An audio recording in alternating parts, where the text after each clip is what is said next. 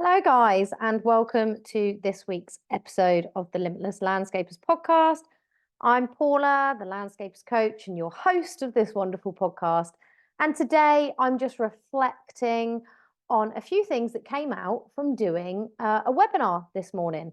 As you can see, I'm webinar ready. So I thought, what a perfect chance and time to record a podcast as well, sharing with you a few of my learnings from today. So, if you're interested in how this is going to apply to your landscaping business, just go to the show. As the co-founders of the Landscaper Circle, we help you get more money, time, and freedom to become limitless through our experiences as fellow landscapers and our tried and tested methods. If you want help with your marketing, managing, or growing your business, you've definitely come to the right place. If you're a landscaper, garden designer, or supplier to the industry, then hit subscribe so you never miss an episode. Now, let's get back to the show. Hello, guys, and welcome to this podcast. How are you? I hope you're doing well. I today recorded and did live a webinar about landscape business and foundations you need to your landscape business with friend and colleague Kendall Monk of Build a Story. And I have to say, I really enjoyed myself. And I wanted to do a podcast, not only because I've actually got some makeup on and look okay, but secondly, because I wanted to share with you what I learned from doing that webinar. Now, if you've been around these parts for a while, I used to create webinars quite a lot when we first started in my original format of the Landscape Circle. And I used to have Charlotte, my very good friend, who was with me and would be delivering the webinars with me. And she would essentially take over a lot of the tech stuff that we utilized. And she would be responsible for creating the content around it, as in the marketing side of things. So generating people to the webinar and then the follow up after. And I just left a lot of it with her and showed up and delivered my passion, my part of the content that I was really passionate for. I used to get really hooked up on numbers. So I used to ask Charlotte, and she would happily tell you this, that I would ask her almost on an hourly basis how many people were signed up for the webinar. And I used to get quite downhearted if the numbers were low. I would get really excited if they were high, but I was always extremely focused on the numbers. And it made it quite anxiety creating, because it had put me in a level of anxiety that I wasn't doing very well, people weren't interested, and I'd lost the focus on what I was there to do. And today, why I tell you that is because today was such a different experience. Now, in the lead up to this webinar, me and Kendall lives in Australia, so we're in different time zones completely.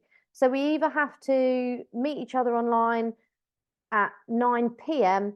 or 9 a.m. because essentially any other time one of us is asleep. So it's been really interesting to work with someone that is that far away to make it work really well. And also, we were both very similar on our approach to the webinar. So we're really hot on deadlines. Now, Charlotte used to hate this about me, but if you give me a deadline, the chances are I'm probably working on it the night before. If you're lucky, the night before that. I leave everything to the last minute, but it doesn't mean that it's poor quality. It just means that I just cannot get into it anytime before that. If I've got a deadline 2 weeks away on some content, if I started now, it just wouldn't be the type of content I would generally put out. It wouldn't sound like me. I would sit there procrastinating. However, if you give it to me the night before, I'm like, shit, that's got to be done. I can switch my focus on and I get it done, and it's good content delivered in the way I want to deliver it, in my voice, in my tone, and all of that jazz. Now, Charlotte would be really stressed out because whenever we did a webinar, obviously everything would happen at the last minute for me and my side of things, whereas hers would be done weeks in advance because that's the way she works best.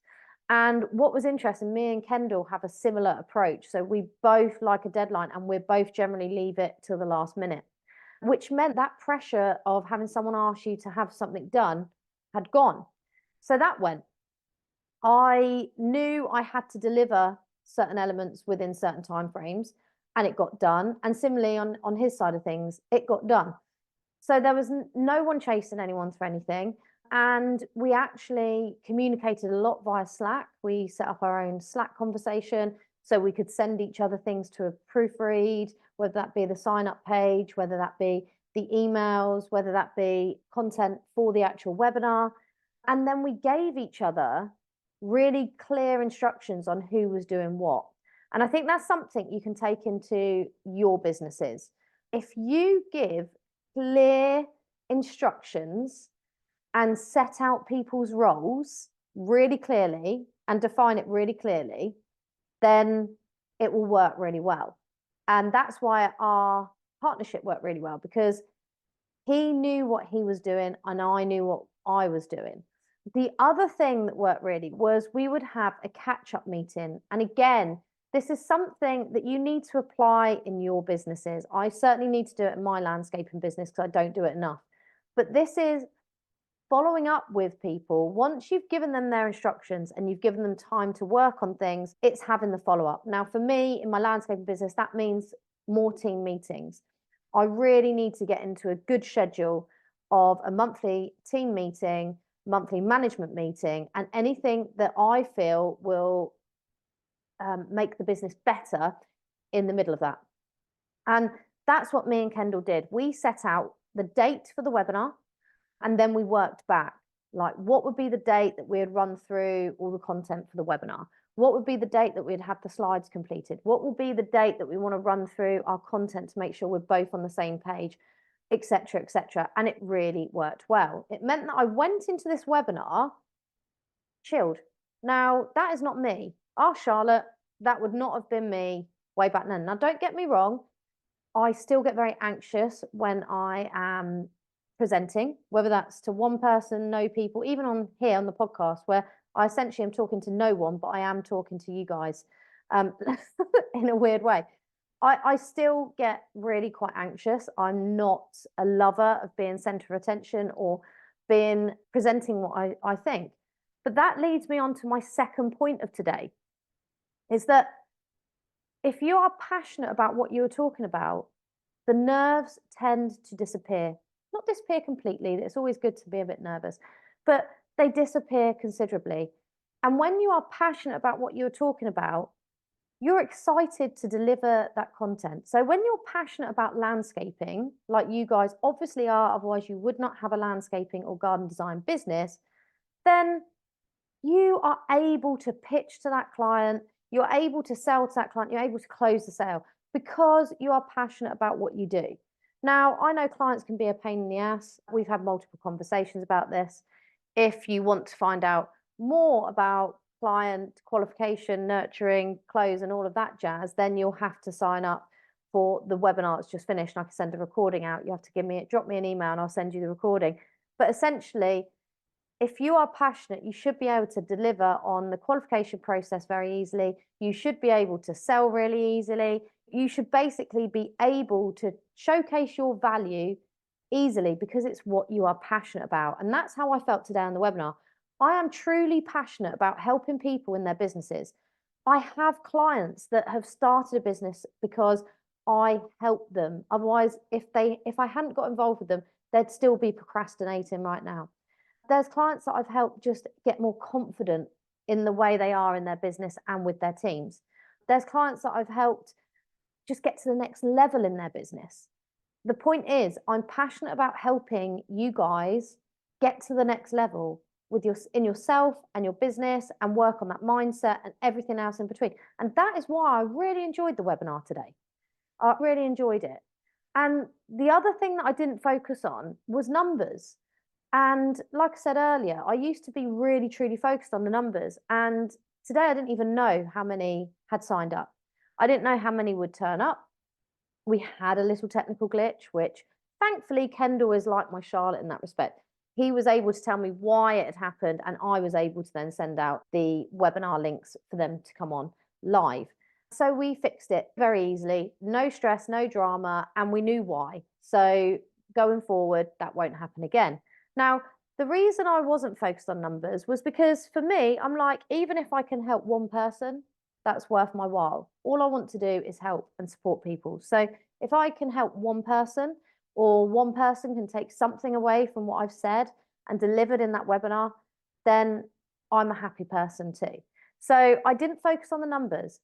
And I'll tell you what, the quality of the people that turned up and showed up today for their businesses was amazing. I'm truly grateful to those people that attended live, because the reason it was such good quality is because they were really engaged. We had lots of questions. Now, in the past, I've run webinars with 20 or so people on there, and I've had one question, maybe two, basically been hit with radio silence before and just had to wrap up and get on. But this time it was really different, because we had a smaller number of people, but we had lots of questions, which meant for me that the people that were watching were truly engaged with what me and Kendall were delivering and saying. And we had lots of different questions that we were able to answer. And we had someone turn on their camera and engage with us, which was always nice, because sometimes it's very faceless, even though we're on Zoom. It's quite a faceless place to be. Some people put their questions in the chat. Some people were happy to say them. But essentially, the fact is, it was just really engaging. And it was great to be able to have all those question answers. I think we did a question answer session for 15 minutes, which I wasn't expecting, but it was fantastic. So that's my reminder, not to focus on the quantity, but it's the quality. Charlotte used to go on about this when it comes to social media followers. Quality, not quantity, because what you want is an engaged audience, not just a big audience. And that was certainly true today. So again, thank you to those that came live. I truly do appreciate you and the engagement that you brought to that webinar. And finally, I just want to wrap up with the third or fourth thing that I think I'm on for. I forget, I go off on tangents. But essentially, it's about owning your mistakes.